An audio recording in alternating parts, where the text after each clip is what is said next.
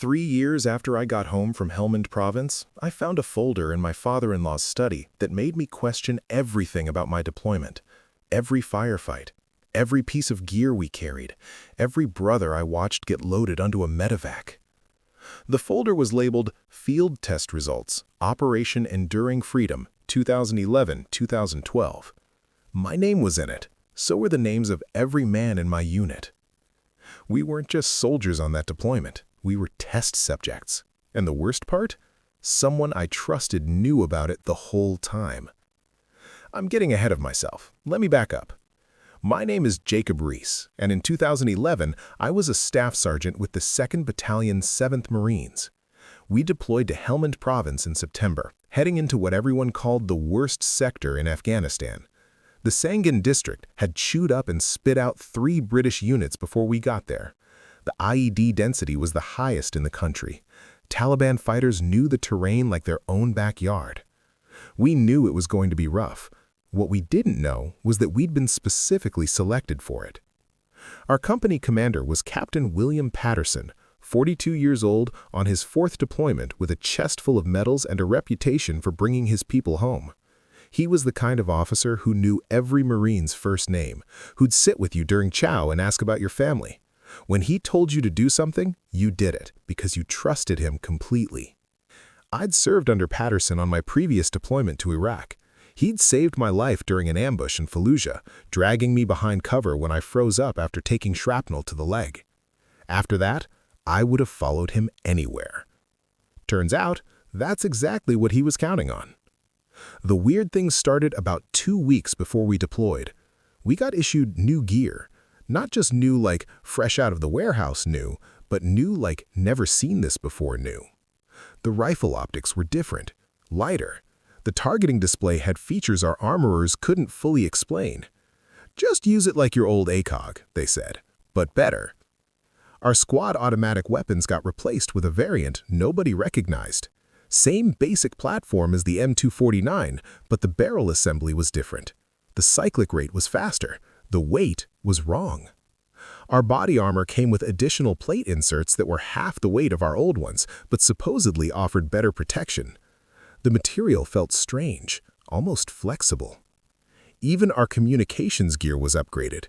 New headsets with noise cancellation that seemed too good. Encrypted radio systems that never failed, even in the mountains where everything usually turned to static. "Someone up the chain likes us," my buddy Martinez said while we were staging our equipment. He was my second in command, a quick-thinking corporal from El Paso with 3 deployments under his belt. Either that or they know we're heading into some serious trouble. I remember laughing. We're going to Sangin. Of course we're heading into trouble. Patterson held a briefing the day before we left. He stood in front of our company, 60 Marines who'd trained together for 8 months, and told us what we already knew. High casualty rates, constant contact with enemy forces, IEDs on every route. "But you're the best-equipped Marines I've ever commanded." His voice was steady, confident. "Trust your gear, trust your training, trust each other." I remember thinking how lucky we were to have him, how he'd fought to get us the best equipment available. 3 years later, I'd learned that last part was true, just not in the way I thought. We hit the ground in Helmand in mid-September. The heat was oppressive, even as fall approached. Dust got into everything. The base we inherited from the British was a patchwork of HESCO barriers and plywood, perched on the edge of a valley that gave the Taliban every tactical advantage. The firefight started within 48 hours. Here's what I remember about that first contact. The enemy opened up from a tree line about 400 meters out. Standard ambush pattern. Our squad was on patrol, moving through an area the locals had warned us about. I took cover behind a mud wall and brought my rifle up. The new optic acquired targets instantly. I mean, instantly. The moment I looked through it, hostile positions were highlighted in my display. Range, wind compensation, even suggested firing solutions. It was like something out of a video game. "Contact left!" Martinez was beside me, his saw chattering. The sound was different. Sharper, the brass ejecting in a blur. We returned fire. The engagement lasted maybe 7 minutes. When it was over, we'd taken no casualties. The Taliban broke contact and melted back into the farmland. "That optic is incredible," I told Patterson during the debrief. "I've never seen anything like it." He nodded, making notes on his tablet. "Good, that's what I wanted to hear. Document everything. Every engagement. I want to know how the equipment performed." At the time, I thought he was just being thorough, making sure our after-action reports were detailed. I didn't question why he seemed so interested in the gear specifically. Over the next 3 months, the pattern continued. We'd patrol, we'd get hit, we'd fight back with equipment that performed better than anything we'd trained with stateside. Our casualty rate was remarkably low for Sanguine. Other units in the district were getting torn apart. We were holding our own. But people were paying attention to us. Higher-ups started visiting our base more frequently. Colonels and civilian contractors I didn't recognize. They'd watch our briefings, ask detailed questions about our equipment, take notes. "Why are we getting so much brass crawling around here?" Martinez asked one night. We were pulling security, sitting on the roof of our barracks in the dark. "We're not doing anything special, just surviving like everyone else." "Patterson probably has friends in high places," I said. "Maybe they want to see how the old man runs a company." Martinez was quiet for a moment. Then, "You notice how none of them talk to us? They talk to Patterson. They look at our gear, but they don't ask us questions." He was right. I had seen a 2-star general inspect our weapons the previous week. He'd picked up my rifle, examined the optic, nodded approvingly. Never asked me a single question about how it performed in combat. It should have bothered me more than it did, but we were busy. Firefights every other day, IED sweeps, hearts and minds patrols in villages where half the population wanted us gone. I didn't have time to wonder why generals were interested in our equipment. Then, Martinez stepped on an IED. It was January. We were 3 months into the deployment, routine patrol through a village we'd cleared a dozen times before. Martinez was on point, using the new mine detector we'd been issued. It was supposed to be more sensitive than the old ones, supposed to catch everything.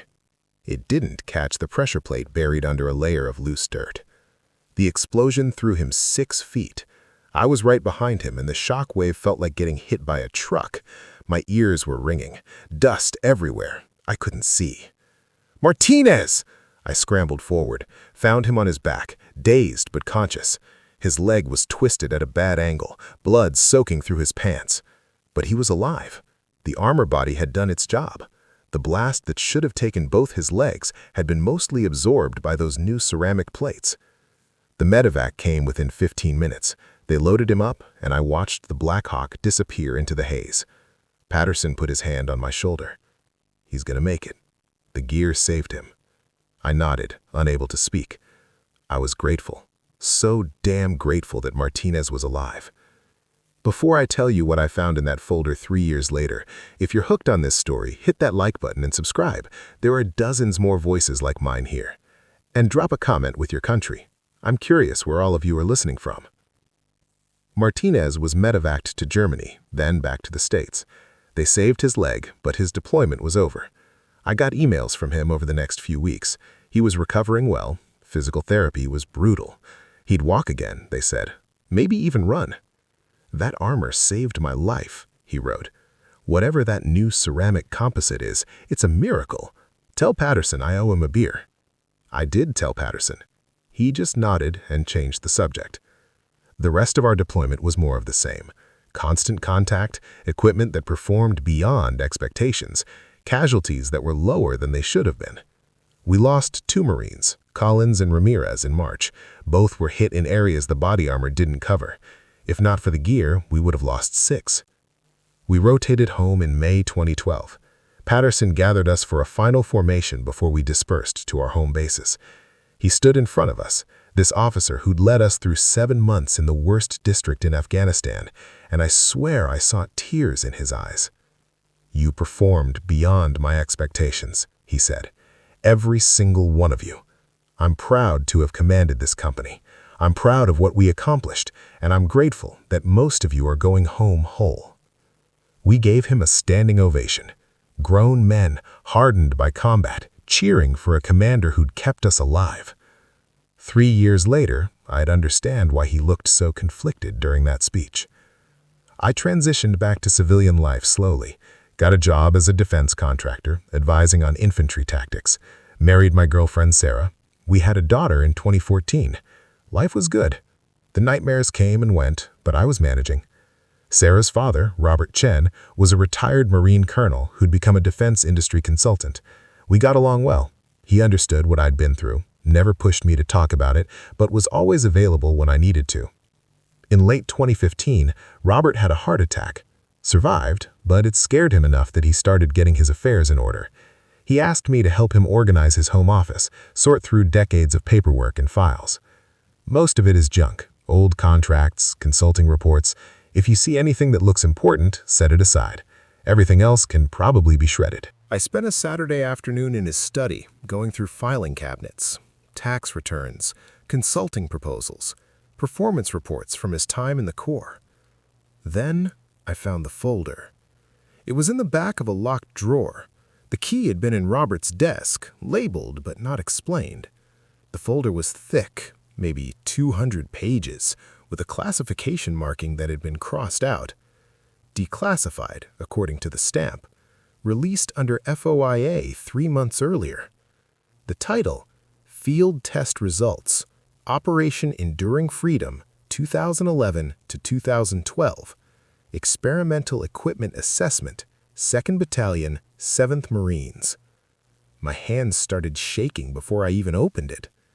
Inside were technical reports, performance assessments, data tables tracking equipment usage during combat operations, incident reports cross-referenced with gear performance metrics. My name was everywhere. Martinez, Collins, Ramirez, every Marine in our company. Every firefight we'd been in was documented in clinical detail. The rifle optics, prototype targeting systems being tested for future procurement. The body armor, experimental ceramic composites, 30% lighter than standard plates, being evaluated for combat effectiveness. The SAW variant, modified gas system being assessed for reliability in austere environments. We'd been testing equipment, all of it. Every piece of gear we'd carried into Helmand had been experimental. None of us had known. None of us had signed consent forms.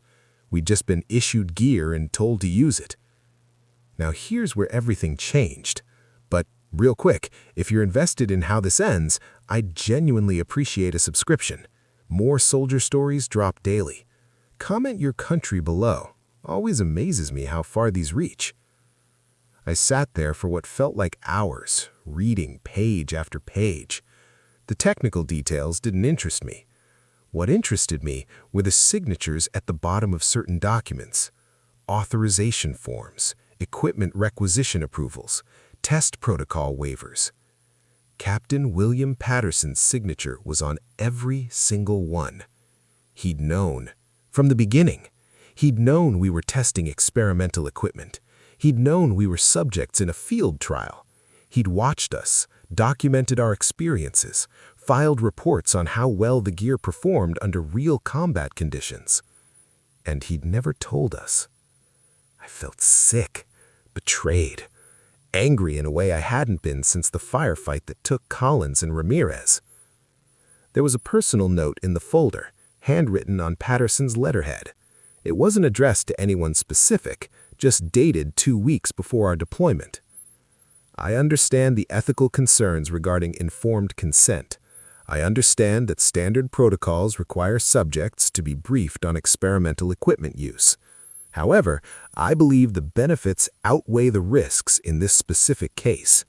2nd Battalion is deploying to the highest threat environment in theater. They deserve the best equipment available, even if that equipment hasn't completed standard testing cycles. I'm requesting a waiver on the informed consent requirement. If this equipment performs as projected, it could save lives. If it fails, I take full responsibility. These are my Marines. I will not send them into Sanjin with inferior gear just to check a box on a form. It was signed by Patterson and countersigned by 2 generals I didn't recognize. I read that note 3 times. Then I called Sarah into the study and showed her everything. "Oh my God," she whispered. Jacob, they used you. They used all of you. Patterson knew. The whole time. Every equipment report, every debrief. He was documenting a field test. Sarah looked at me. What are you going to do? I didn't answer, because I didn't know. Over the next 2 weeks, I did research. I tracked down other Marines from my unit, called them, emailed them, asked careful questions without revealing what I'd found. Nobody knew. Everyone thought we'd just gotten lucky with good equipment. Some guys were using the same rifle optics in their current units. The system had been adopted corps-wide in 2014. The body armor had been approved for general issue in 2013. The equipment worked. It had been tested in the worst possible conditions, and it worked. It was now saving lives across the entire Marine Corps. Martinez had medically retired but was doing well, walking without a limp, coaching his kids' soccer team. When I called him, he talked about how grateful he was that we'd had that armor. I think about it sometimes, he said. Collins and Ramirez. If they'd been hit center mass instead of, the armor would have saved them. But at least it saved the rest of us, right? Right, I said. I talked to a lawyer, explained the situation without names. He told me I probably had a case. Unauthorized human subject testing, even in a military context, violated federal regulations. There'd been a precedent set in the 90s with some Air Force pilots. If I wanted to pursue it, I could probably get attention from the media, maybe even congressional oversight. But here's the thing, the lawyer said. What's your goal? What do you want to achieve? I didn't have an answer. I couldn't sleep. Sarah would find me at 2 in the morning, sitting in the kitchen staring at that folder. She'd hold my hand and not say anything, because what was there to say? I felt betrayed. Patterson had lied to us. He'd used us. He'd put experimental gear in our hands and sent us into combat without telling us we were part of a test. But the gear had worked. Martinez was alive because of that armor. I was alive because that optic helped me acquire targets faster. How many firefights had we won because our equipment gave us an edge? Collins and Ramirez were gone, but how many more would we have lost with standard gear? I needed to tell you what happened next, but first, if this story's got you, show some love with a like and subscribe. I read every comment, especially love seeing where you're all from around the world. I finally tracked down Patterson. He'd retired from the Marines in 2013, moved to Colorado. He was working as a consultant now, advising the same defense contractors I worked for. Small world. I called him, told him I needed to talk. He agreed to meet me at a diner in Denver. I flew out the next week. He looked older, gray hair, lines around his eyes, but when he saw me, his face lit up. "Reese," he said, standing to shake my hand. "Damn, it's good to see you. How's life treating you?" "I need to talk to you about Helmand," I said. I didn't sit down, just stood there with my hand still in his. About the equipment we carried. His expression changed. The warmth drained away, replaced by something I couldn't read. Resignation, maybe. He nodded slowly. "Sit down, please." I sat, put the folder on the table between us. He looked at it for a long time. Then he sighed, a sound like all the air leaving his body. "How'd you find that?" My father-in-law consulted on the program. He had declassified copies in his files. Patterson nodded, didn't touch the folder, just stared at it like it was a weapon. "You want an explanation," he said. "I want to know why you lied to us." He was quiet for a moment. Then, "Can I tell you a story?" I didn't respond, just waited. My first deployment to Afghanistan was in 2005. I was a lieutenant. We had good Marines, well-trained, but our equipment was garbage. Body armor that was too heavy and didn't cover enough, optics that fogged up in the cold, radios that failed in the mountains. We lost 7 Marines in 3 months. Good men, men I'd trained with, men I'd promised to bring home. He paused, took a sip of coffee. After every casualty, I'd write the report: equipment failure, insufficient protection, inadequate communications, and every time the response was the same: new equipment is in development, should be available in 2 to 3 years. 2 to 3 years, while Marines were stepping on IEDs and getting hit with small arms fire? That doesn't justify. I'm not justifying, I'm explaining. When I got tapped to command your company, I knew where we were going: Sangin, the worst sector in Afghanistan. I knew the casualty projections: 15 to 20%, maybe higher. He looked directly at me. His eyes were hard. So, when a program manager from DARPA approached me with an opportunity, experimental gear, cutting-edge technology, but not approved for general issue yet, I didn't hesitate. I asked what it did. I reviewed the lab results. I looked at the performance specs, and I said yes. Without asking us, without even telling us. Would you have wanted standard gear instead? His voice was sharp now. Would you have preferred to carry the same equipment that was getting Marines injured in every other district? The same body armor that failed Collins and Ramirez would have failed 3 more if they'd been hit center mass. That's not the point. That's exactly the point. He leaned forward. I knew the regulations. I knew I was supposed to get informed consent. I knew I was supposed to brief you on the experimental nature of the gear. But here's what I also knew. If I did that, if I followed protocol, the approval process would take 6 months, maybe longer, and you'd deploy to Sangin with inadequate equipment. You'd come home in bags. So you made the choice for us. Yes, I made the choice. I took responsibility. My name is on every form, every waiver, every authorization. If the gear had failed, if someone had gotten hurt because of it, the blame would have been entirely on me. Court-martial, prison, end of career. Martinez did get hurt. Martinez stepped on an IED that would have taken both his legs with standard armor. Instead, he went home to his family with a limp and a Purple Heart. That's not a failure, Reese. That's a success. I wanted to argue, wanted to tell him he was wrong, but sitting there, looking at this man who'd kept us alive, I couldn't find the words. I violated regulations, Patterson continued. His voice was quieter now. I lied by omission. I used my Marines as test subjects without their knowledge. And I do it again, every single time, because you all came home. Not all of you whole, but alive. And now that equipment is protecting every Marine who deploys. Thousands of lives saved, all because we tested it when it mattered. You should have trusted us, I said. We deserved to know. Maybe, he nodded slowly. Maybe you're right, but in that moment, with those orders, knowing where you were going, I chose to give you the best possible chance to survive, even if it meant lying, even if it meant violating regs, even if it meant you'd hate me for it someday.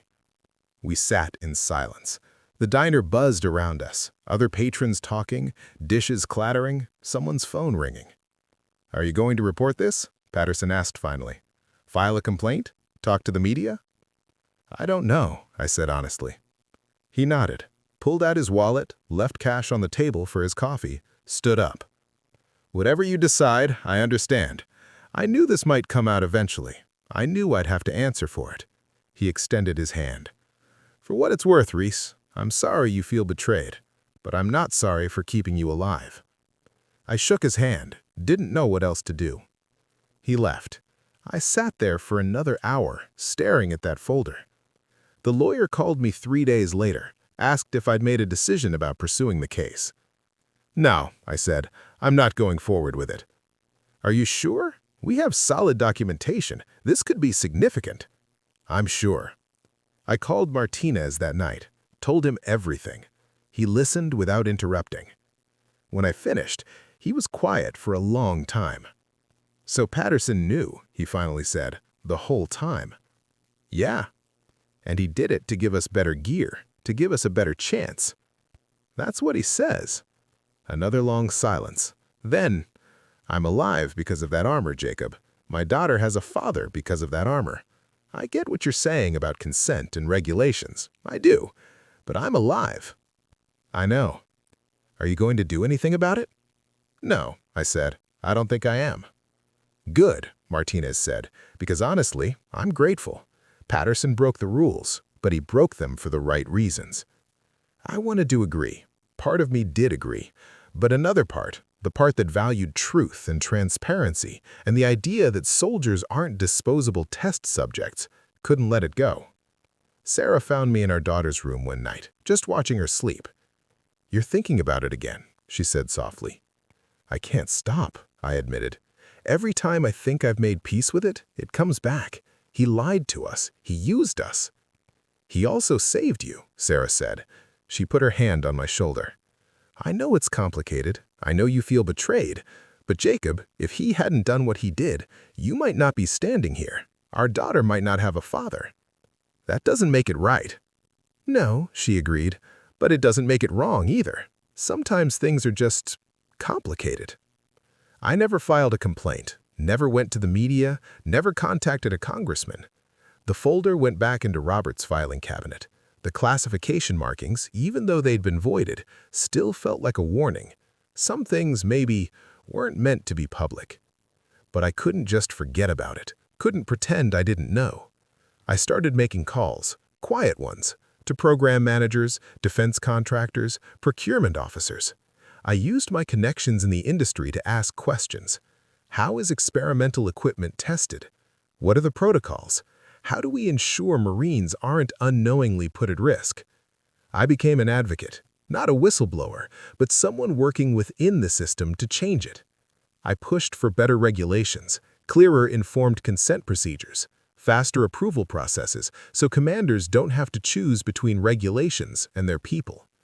It's slow work, bureaucratic, frustrating, but it matters. I saw Patterson one more time at a defense industry conference in 2017. We were both there consulting on infantry equipment procurement. He saw me across the room, and for a moment, I thought he might just nod and walk away. Instead, he came over. "Reese," he said, "I heard you've been making noise about testing protocols." "Yeah." "Good," he nodded. "Someone should. I stand by what I did, but you're right. There should be a better system, one where commanders don't have to choose between regulations and their Marines' lives. That's what I'm trying to build." He smiled, sad but genuine. "I'm glad. For what it's worth, Reese, I'm proud of you. You're doing the right thing." "So are you," I said, and I meant it. "You were doing what you thought was right. We just disagreed on how." "Yeah, we did." We shook hands, talked for a few more minutes about our families, about work, about everything except Hellman. Then we went our separate ways. I still think about it, about that deployment, about the choice Patterson made, about whether I would have made the same choice in his position. I don't have an answer. Martinez is coaching high school soccer now. His leg barely bothers him anymore. He emails me photos of his daughter's games, says she's going to be better than he ever was. The rifle optic that helped me survive is now standard issue across the entire military. The body armor has saved countless lives. The equipment that we tested, unknowingly, is now protecting every service member who deploys. Was it worth it? The deception, the violation of regulations, the betrayal of trust? I honestly don't know. What I do know is this. I'm alive to ask the question. Martinez is alive to coach soccer. Our daughter has a father. And somewhere there's a Marine walking around with that same body armor, not knowing that it was tested by men who didn't know they were test subjects. Maybe that Marine's life will be saved by that armor. Maybe it'll fail and they'll be injured anyway. But at least they'll have the best equipment we could give them. That's what Patterson believed. That's why he did what he did. I understand it now. I still disagree with how he did it, but I understand. And sometimes, understanding is the best you can hope for. I locked that folder away for good last year, shredded my copies. Some truths I've learned don't need to be shared. Some fights aren't worth fighting. Not because you're wrong, but because the cost of being right is higher than the cost of letting it go. Patterson retired to a cabin in Montana. I hear he spends his days fishing and hiking, living quietly with his choices. I hope he's found peace. I hope he sleeps better than I do. Because here's what I've realized. The real test wasn't about the equipment. It was about trust, about the line between protecting your people and respecting their agency, about whether the ends justify the means. Patterson and I landed on different sides of that line. Maybe we're both right. Maybe we're both wrong. But we're both alive to debate it. And in the end, maybe that's all that matters. Though on the nights when I can't sleep, when I'm standing in my daughter's doorway watching her breathe, I wonder, if I'd been in Patterson's position with those orders and those casualty projections and that experimental gear sitting in a warehouse, what would I have done? I'd like to think I would have followed the regulations, done it the right way, gotten proper consent. But I'm not sure. And that uncertainty follows me like a shadow I can't shake. Some questions don't have clean answers. Some choices stay with you no matter which path you take. All I know is that I made my choice. I chose to let it go, to work for change without burning everything down, to accept that good people can do questionable things for the right reasons. Whether that makes me complicit or pragmatic, I'll leave for you to decide. But I'm here to tell the story, and that has to count for something.